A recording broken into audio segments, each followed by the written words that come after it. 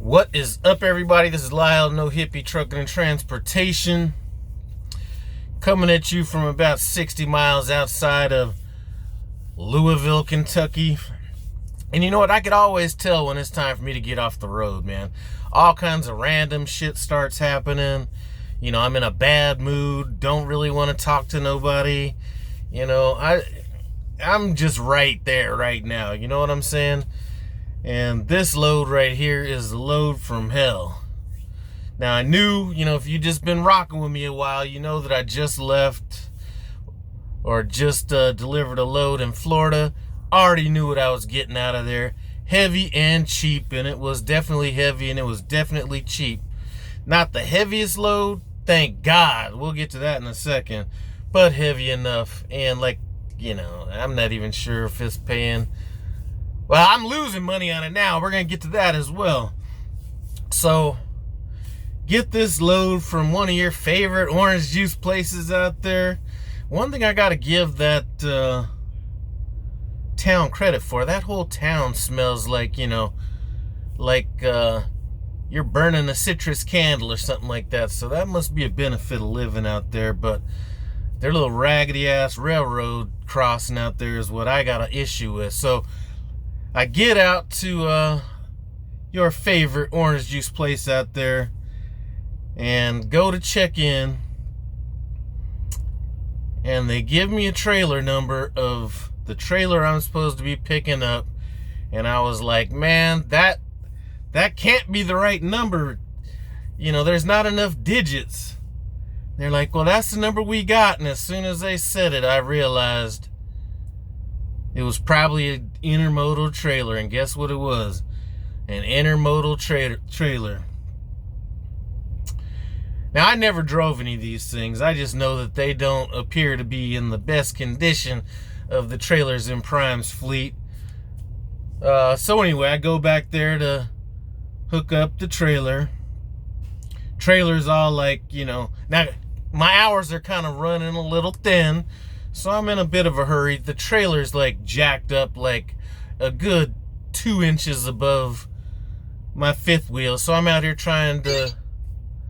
You have 2 unread messages. Trying to lower the landing gear.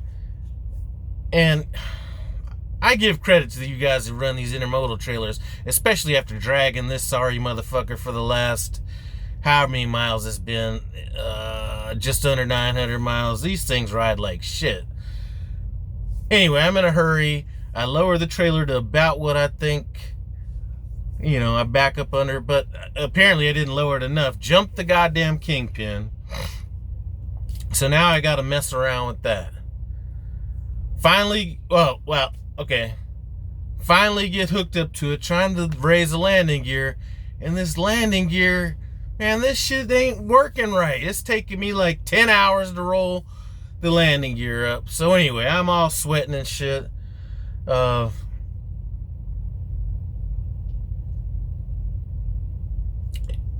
Inspect the trailer, you know, and during my inspection, see, I'm not familiar with these intermodal trailers. This thing ain't got no... Listen, I'm dealing with first world problems out here. I'm the first one to tell you, I ain't no real trucker. I'm not no trucker that knows how to get down there and, you know, these little ancient, like, you know, sliding your tandems without the little air thing and no airbag. You know, listen, I'm unfamiliar with these old ass trailers, so I call in to well, once I lost my train of thought. All right, so it ain't got no weigh right scale on it or anything, so I'm just like, all right, well, and this is the kind of place that doesn't give you the bills beforehand, so I don't really know what my weight's gonna be. So I'm like, well, it's in the 7th hole. We're gonna have to live with that for a while. So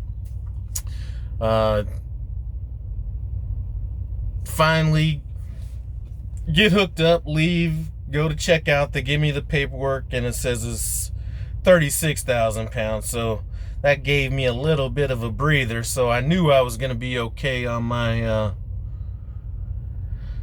on my tandems and everything, and good thing it was in the 7th hole. I mean, I was gonna have to go watch some YouTube videos to slide the tandems on this old bastard here. My next load better be a dropping hook, because I want to drop my problems on somebody else. Not that there's, well, I wouldn't want to get pulled in, for a DOT inspection with this trailer, but I'm not seeing any obvious signs of any issues with it. I just don't want to keep this thing, so I want to drop this problem on somebody else. But anyway, so get the paperwork, and I'm calling to do my live load call and do all that kind of stuff. I get hung up on twice. Now my clock is kind of going down, so I'm just about to roll, you know what I'm saying? I'm gonna roll, and then we'll just hash this stuff out later. I ain't got time to be getting hung up on and all this stuff. So finally, right when I was about to leave, they answer the phone, get everything done. I'm like, cool, ride this out a little bit, get to a truck stop and shut down. So as I'm leaving this place, there is a train crossing, right? No big deal, it's a train crossing. The things are down. What do? You pull up and you stop. Well, the things go up, and I start pulling forward. Next thing you know, it comes down. Now, it's coming down on my hood. I mean, it went up and came right back down. So it came down on my hood, and I'm thinking, what's up? So I don't know if a train's coming or not, so I'm like trying to back up. I didn't realize, because I sit real low in the seat and I really can't see my front mirrors on the front of my truck. But as I was backing up, that arm that was down ripped off the mirror on my right hand side. Now, it was a clean break. Should just have to replace the mirror. I mean, I might be able to do that.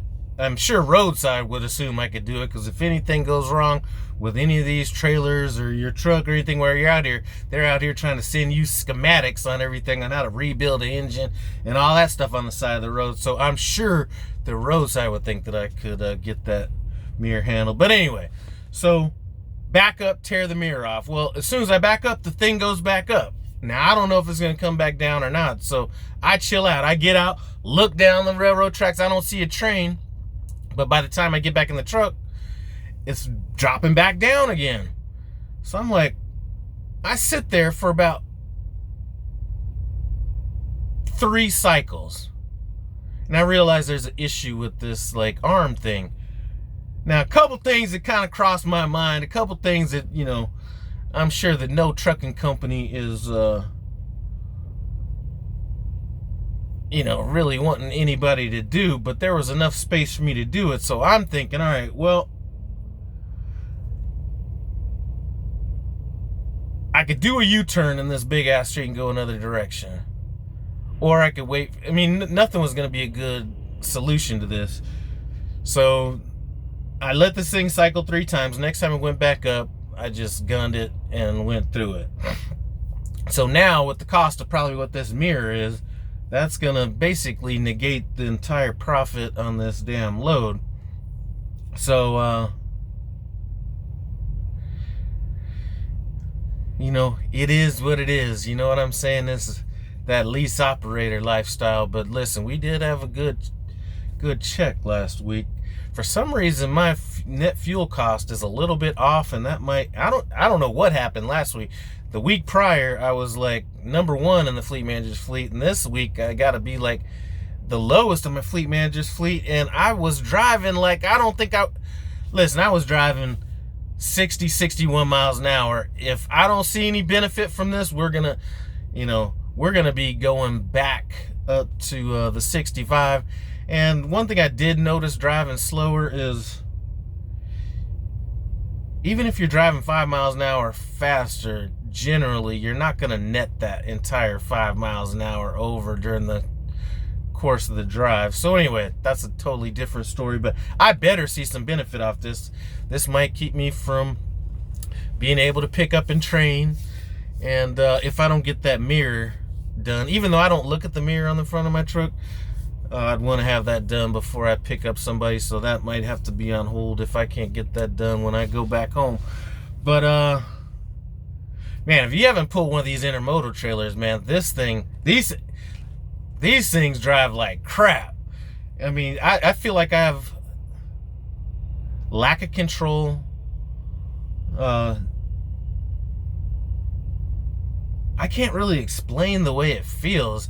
You know, first of all, when you're going over bumps, it's almost like it's like yanking you back whenever it's like, you know, it's like bouncing and yanking you back. And it doesn't have as much, like, you know, not that I'm like trying to zip around corners or anything like that. If anybody from, you know, Prime has to be watching this, check my safety record, check all that stuff. But, you know, you just can't get that lean into the curves. You know, it's like it wants to fight you the entire time. I don't know. I just can't stand this trailer. And the gas, let me say fuel tank before some super trucker gets out there. I mean, the fuel tank on this thing gotta be 100 gallons. It was like, is this your first fill up? I was like, damn, I didn't know if I was filling up the truck or the reefer. Because fuel tank on this thing is about 4 times. I thought this thing was an atom bomb on the bottom of this. You know, but anyway, we are delivering in one of my least favorite cities, Louisville, Kentucky.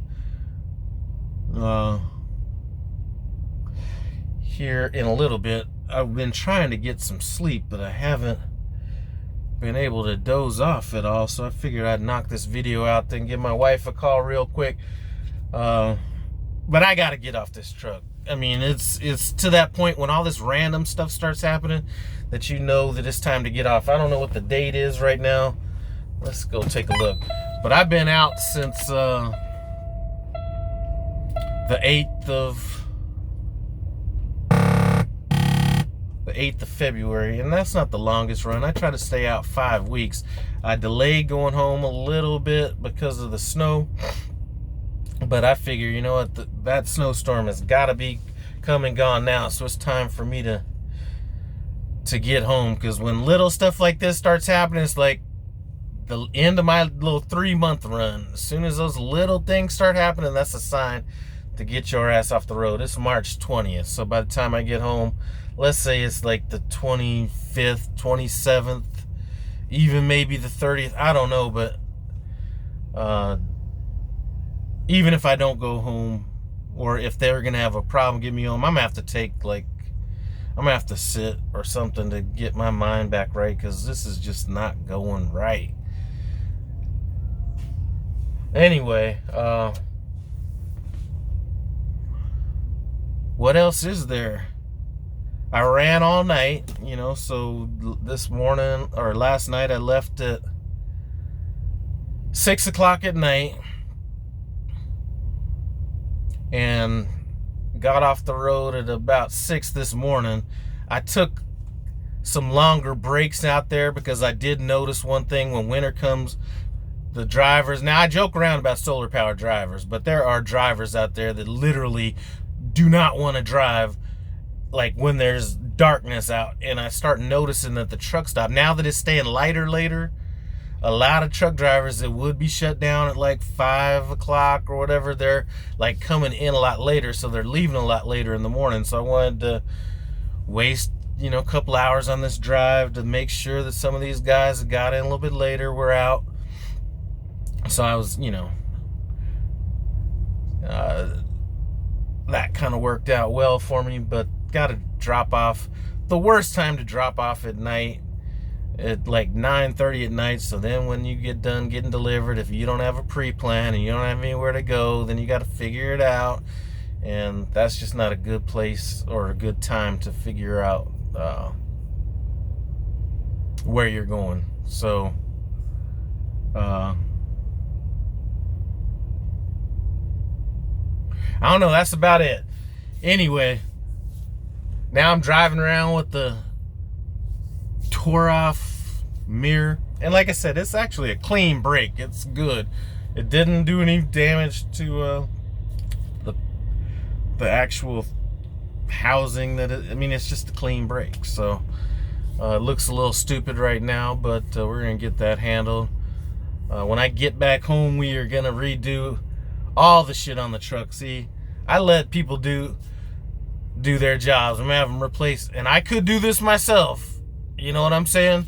But I ain't doing it. When I take this thing home, I'm putting the truck in the shop. I'm saying easy shit down to the wiper blades, replace my air lines, give me another mirror, oil change, lube this bad boy up.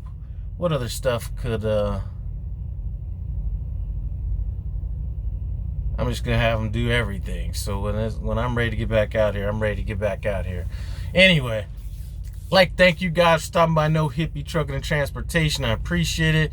Comment, subscribe, and I'm out.